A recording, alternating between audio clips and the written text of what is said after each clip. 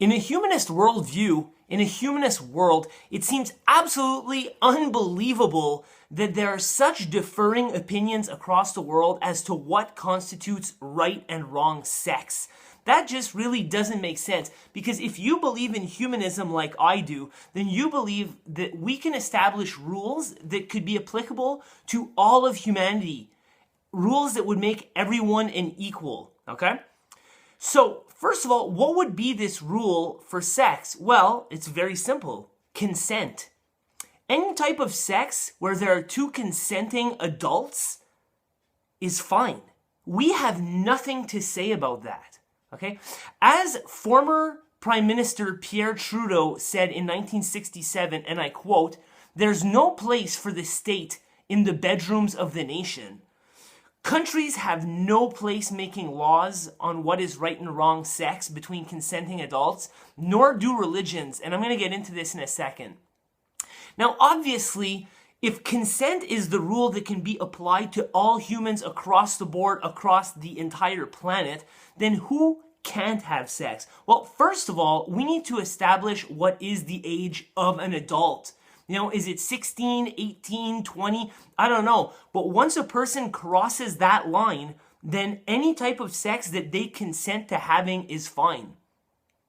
Under the rule of consent, what isn't acceptable? Well, obviously, you can't have sex with a dead body. You can't have sex with a mentally deficient person.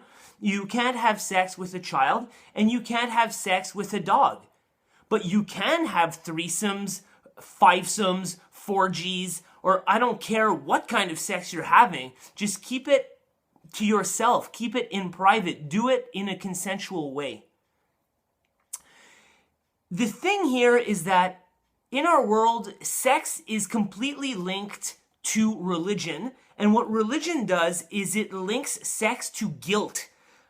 Religion comes from, of course, I mean Christianity, Islam, and so forth, Hinduism, like world religions. They come from times in the past, you know?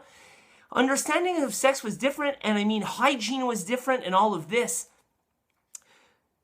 Look at the rules that are placed on very religious people and in very religious countries. Like, I think there are many Muslim countries, Afghanistan, perhaps still Pakistan, where a woman, to claim that she got raped, has to have 4 male witnesses. We still have Christian groups in North America who preach chastity to like high school children.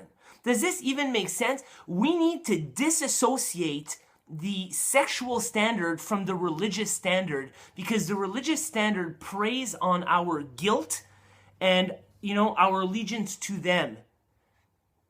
The problem with that is that our media absolutely respects religion. It like worships it. I think they're in cahoots, but you know, I'm not 100% sure. However, our media over-sexualizes everything here in North America, but never shows you the nipple, never shows you the vagina, never shows you the penis. But man, it will take you to the absolute brink of that. What's so wrong with showing a nipple? If the person has consented to doing it, then why not? What's the big problem, you know? There's that famous stat where Baywatch was the most famous and watched show across the world in the 1990s, and I assure you it's not because of Pamela Anderson and David Hasselhoff's amazing acting skills. The over-sexualization of our media is even more mind-boggling when you compare it to violence in the media. When I was a kid, I remember cartoons like Batman and X-Men and this kind of stuff where like literally there were guns being fired everywhere. I watched shows like Dexter or, criminal shows where people get shot and there's blood and dismembered and the whole bit.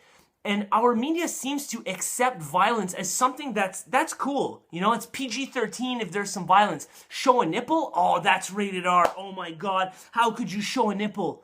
But sex is beautiful. Why is it that violence, the ugly part of human behavior, is, well, that's okay, that's acceptable, we can show that on the media. But when you get to the most beautiful aspect of humanity, sex, love, sharing your body in a consensual way with another person. Oh, no, no, no, no, no. We shun away from that. The media doesn't allow that to happen. Isn't this the most ridiculous double standard in the world? You could show 15 murders in one show, show a nipple, rated R. That's it.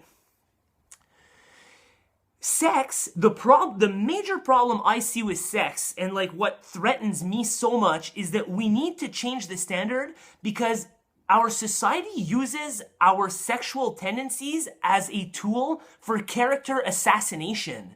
I mean, if you look at, say, Bill Clinton or General Petraeus from the United States, he was fired for having an affair on his wife, but he murdered, over, let's say, 1 million Iraqis. Not him personally, obviously, but he was the commander of the Iraq War. Killing people, that's not a big deal. You cheat on your wife? Oh my God! He loses his job.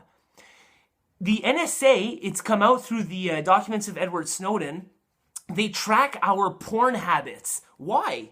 Well, that's because in our world that is so mixed up about sex and doesn't accept any type of sexual diversity, you can be like character assassinated based on the type of sex that you like, the kind of porn that you like.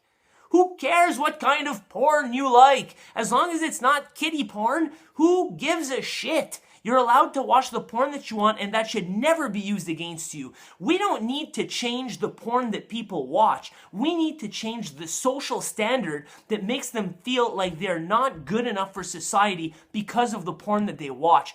That is the problem. When people cheat on their wives, like politicians, I remember John Edwards a few years back, there's always politicians in the news that send dick pics or whatever. Who cares? Cheating is none of our business. I would rather have a prime minister here in Canada that cheats on his wife but that does a good job and represents the people than a guy who's good to his wife but does all sorts of backdoor deals with private business, ruins our environment, and puts our children's lives in peril. We need to put our priorities in order. If these people are consenting to having sex and they are adults, I don't care if they are married in a relationship or not. It does not matter. Get a life. It is not our job to judge them. Judge yourself. Take care of your own house. Finally, when it comes to humanism, I have to point out that sex is the great equalizer amongst people. It is part of Maslow's pyramid of needs, and I believe it's right there on the bottom. We all need sex.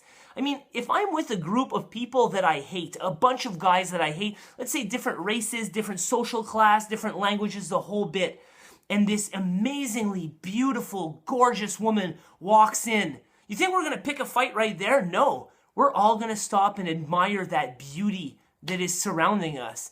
We all want sex. We are all sexual beings. It's time that we accept ourselves for who we are, that we accept that sex is a beautiful part of life, and that when people consent to it, whether they're gay, straight, or whatever, it doesn't matter. You do you.